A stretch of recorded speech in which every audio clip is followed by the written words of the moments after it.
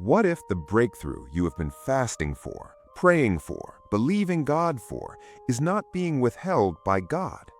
What if it is not your faith that is the problem? What if the reason your blessing has not arrived yet is not a spiritual issue at all, but a relational one? What if the person sitting closest to you right now is the very reason the door that God already opened has not yet reached you? I want you to stay with me very carefully through this message, because what I am about to show you is not about blame, it is not about suspicion, and it is absolutely not about turning you against the people you love. It is about something far more specific and far more urgent than that. There is a principle in Scripture that the modern church has almost completely stopped teaching, and its absence from our conversations has left millions of believers confused, frustrated, and spiritually exhausted, praying the same prayers, believing the same promises, standing on the same word, and wondering why the results that God clearly promised are taking so long to arrive. The principle is this: your blessing does not travel alone. It travels through relationships. It moves through the connections you maintain, the people you give access to your life, the circle you have built around your calling. And when something is wrong in that circle, when someone in that circle is operating in a way that is spiritually incompatible with where God is trying to take you, the blessing does not disappear. It simply cannot get through. Think of it like a pipe. God has released the water. The water is coming, but somewhere in the pipeline, somewhere in the network of relationships and connections through which your blessing is supposed to flow, there is a blockage. And until that blockage is identified and addressed, the water keeps running, but it never reaches you. Acts 16 gives us one of the most fascinating and overlooked examples of this in all of Scripture. Paul and Silas were on their way to pray, actively pursuing what God had called them to do, and a woman kept following them, crying out day after day, disrupting their ministry. And for many days Paul endured it, until one day he turned and dealt with the source of the disruption. And the moment he did, the path opened, the ministry continued, the blessing flowed. God had not withheld the blessing. The source of disruption was blocking its movement, and the moment it was removed, everything changed. Today we are going to look at 8 signs that someone in your circle is blocking your blessing.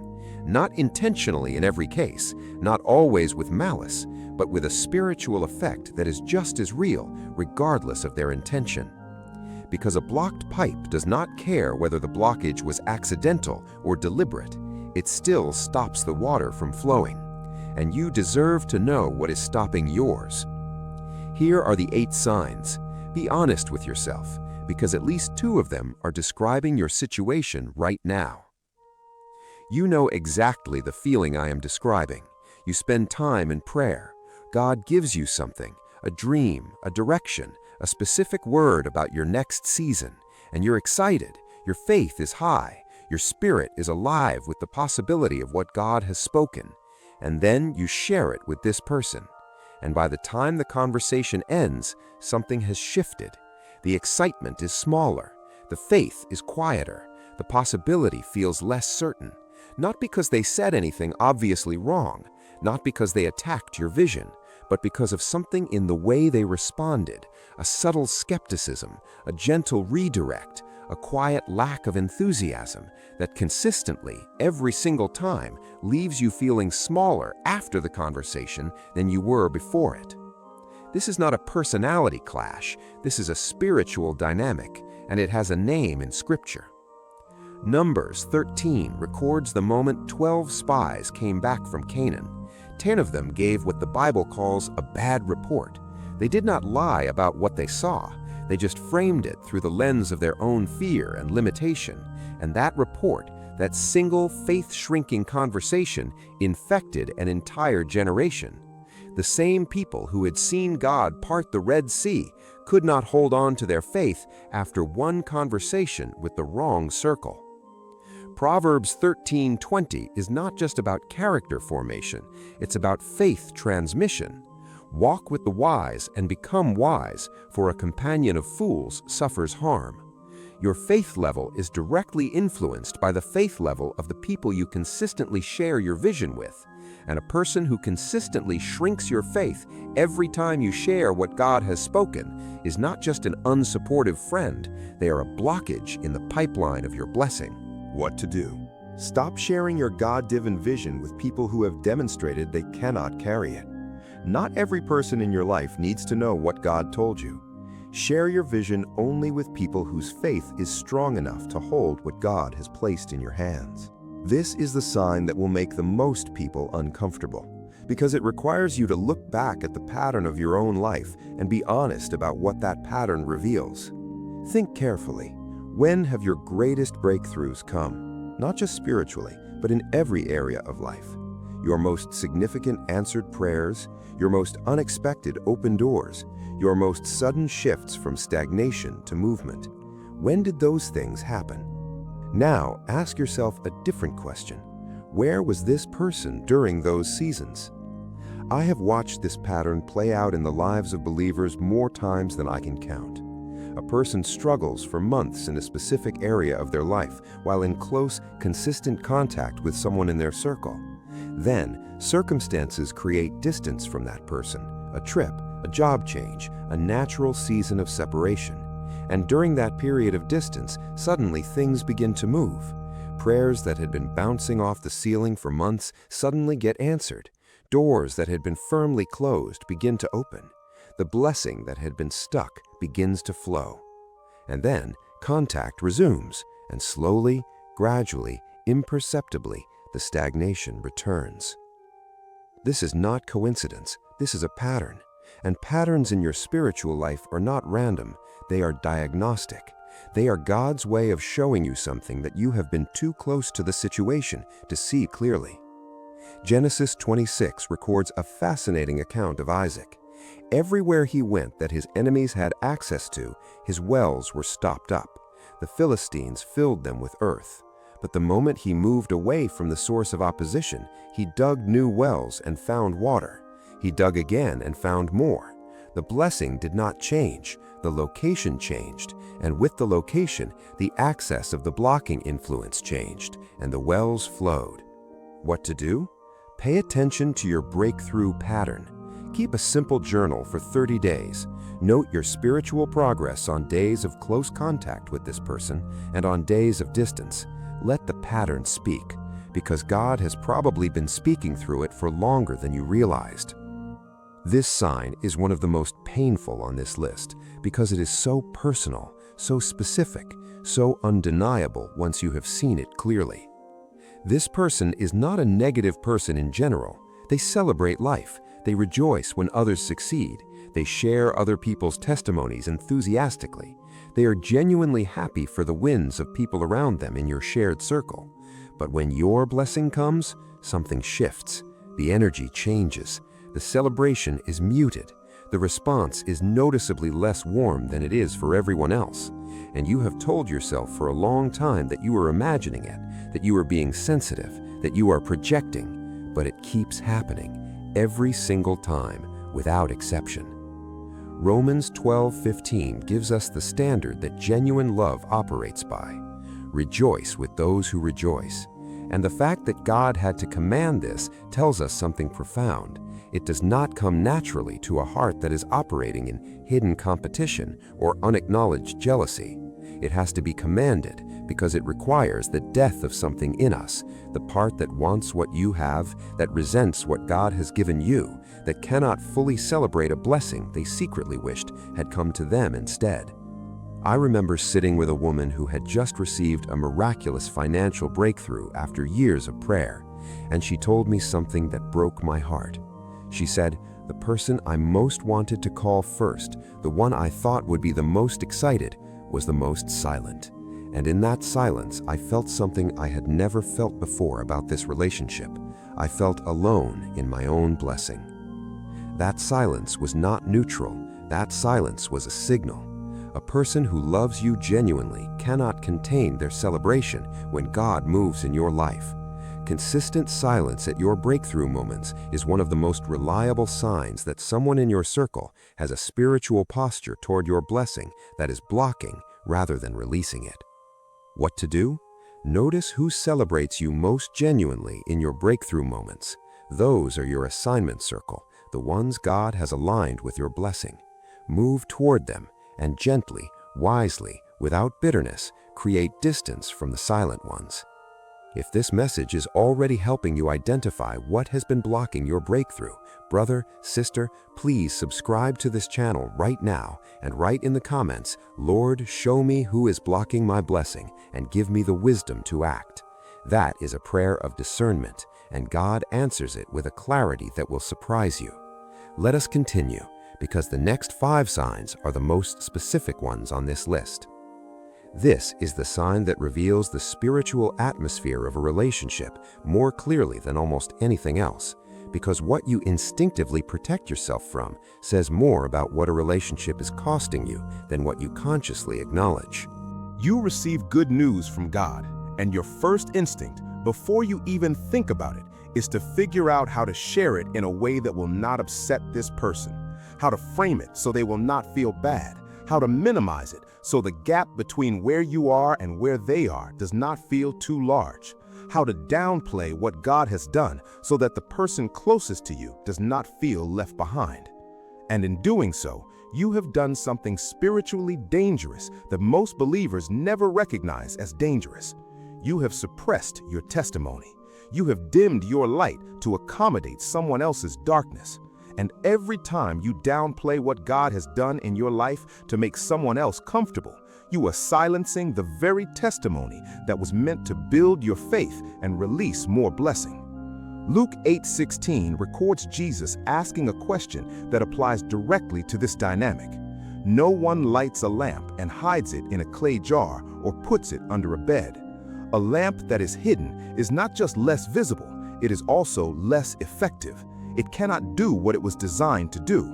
And a testimony that is consistently suppressed to protect someone else's comfort is a lamp being hidden, not by the enemy, but by your own hand, to manage a relationship that was never designed to cost you your testimony. What to do? Pay attention to what you instinctively hide from specific people in your life.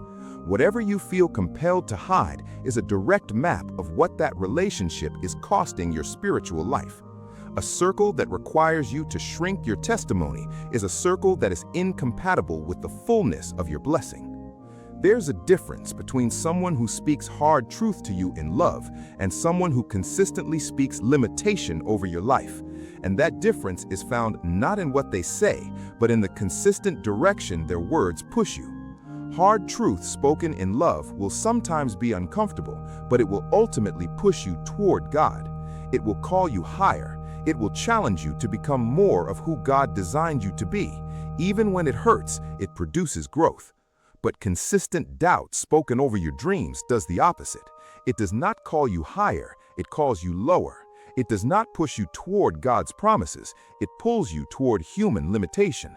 And it does not produce growth, it produces hesitation, delay, self-doubt, and a gradual erosion of the faith that your blessing requires to be received.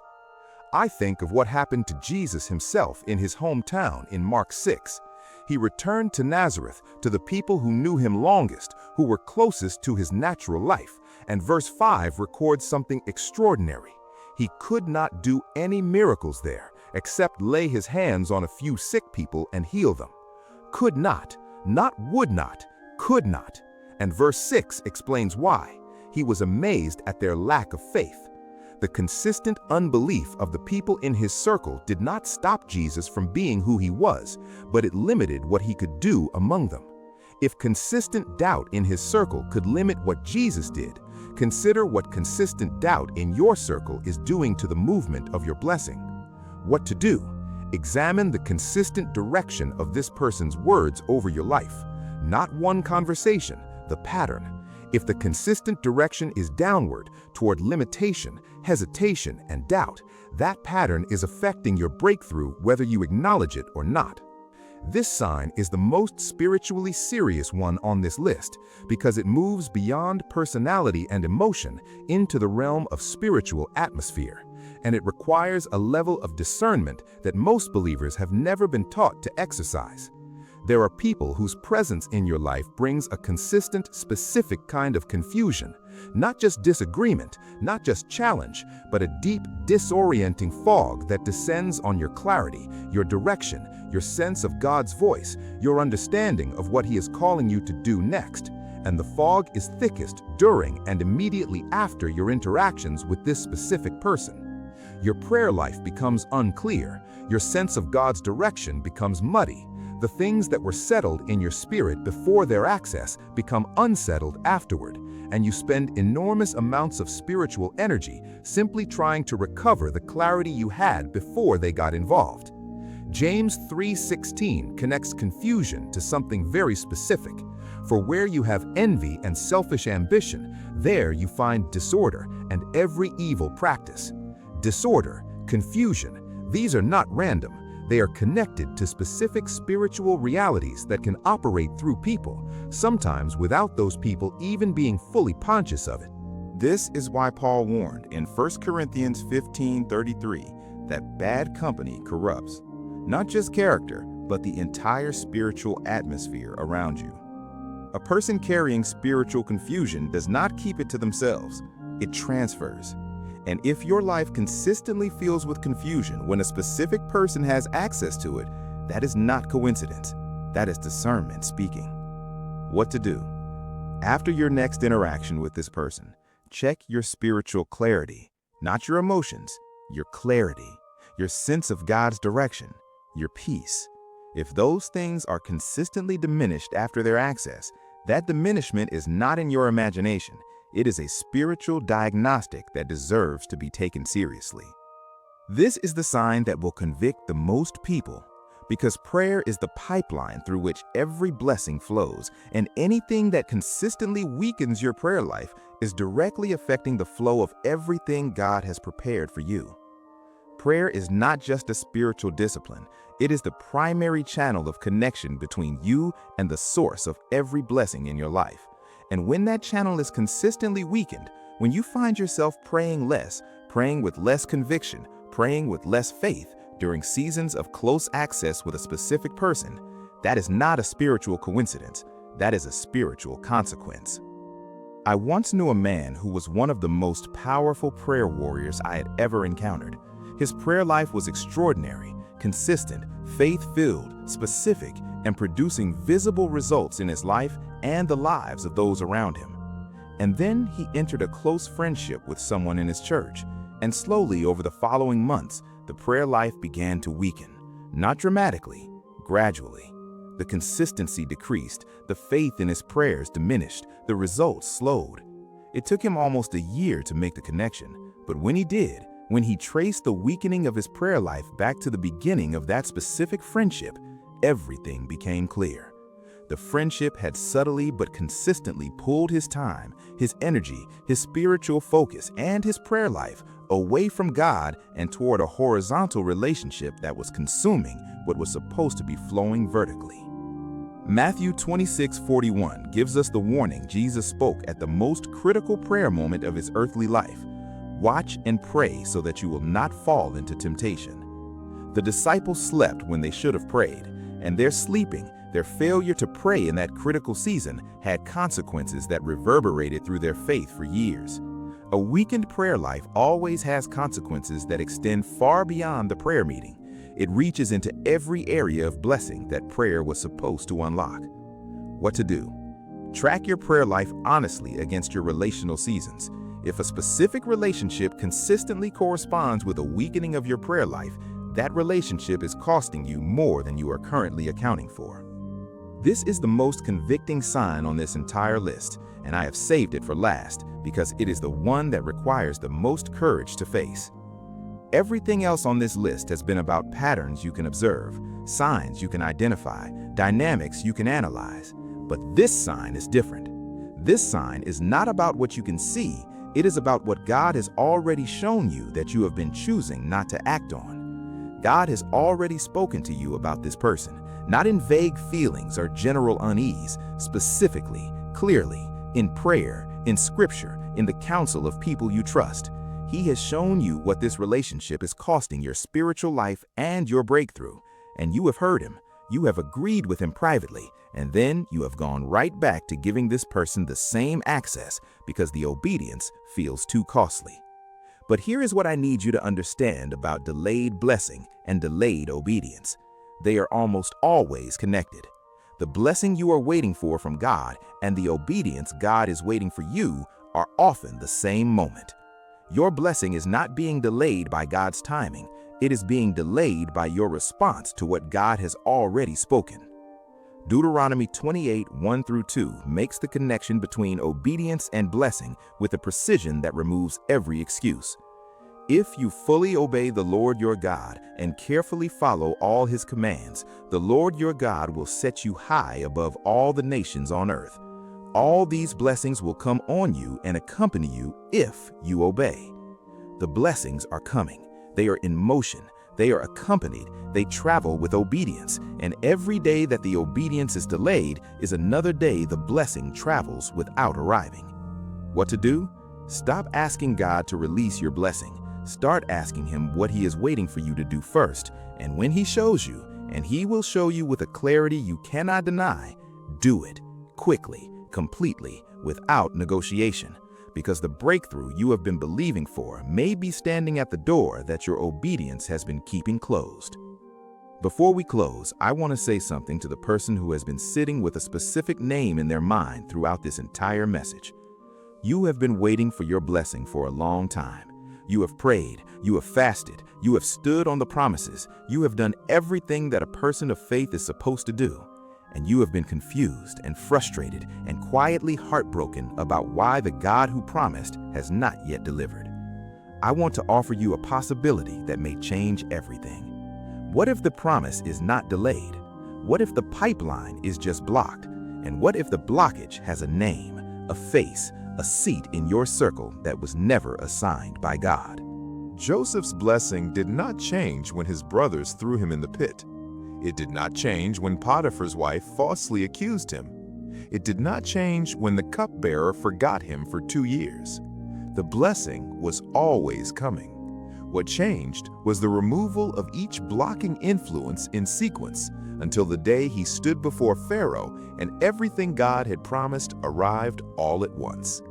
Your Joseph moment is coming, but you may need to make some Joseph decisions first, some separations, some adjustments to your circle, some obedience to what God has already spoken about who belongs in your inner circle and who does not. Jeremiah 29:11 is not just a promise for the future, it is a map for the present. For I know the plans I have for you, plans to prosper you and not to harm you, plans to give you hope and a future. God knows the plans. He has not changed them. He has not forgotten them. He has not delayed them arbitrarily. He is simply waiting for the alignment between your circle and your calling that makes the delivery of those plans possible. Align your circle with your calling and watch what God releases next. Write in the comments right now, Lord, show me who is blocking my blessing and give me the courage to make the change. That is not just a prayer, that is an activation, and God responds to activations made in faith. Share this video with someone whose blessing has been delayed longer than it should have been. It could be the word that finally shows them where the blockage is. Do not forget to subscribe to The Narrow Path for biblical truth every single week. God bless you deeply, my brother, my sister. Until next time.